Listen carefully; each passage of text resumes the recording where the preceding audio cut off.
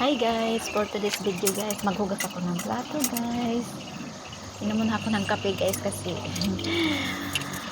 umaga ngayon pagkatapos ko maghugas, magbihis, pagkatapos magbihis, punta na sa work. Kaya na, araw-araw guys, yan yung gawain araw-araw.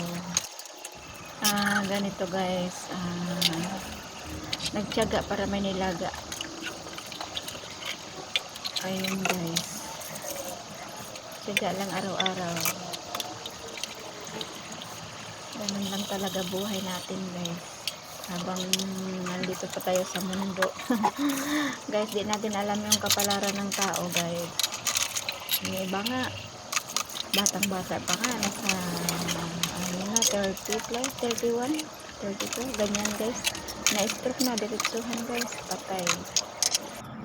Kaya ako guys, tsaga-tsaga lang muna exercise na dapat araw-araw kasi may edad na tayo guys, mahirap, may edad na.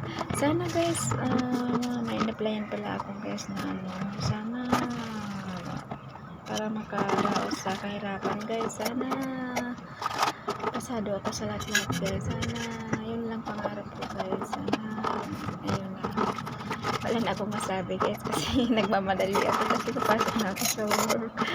Kaya pagkatapos nito maghugas, magbihis na ako guys. Tapos ko bihis, maglakad lang ako ng 10 minutes work, na 10 minutes to 10 minutes lang, tapos trabahoan ko na. Malapit lang dito yung tinatrabahan ko guys. Ang tiyaga lang kasi hindi ako namamasahe, tsaka malapit lang pagka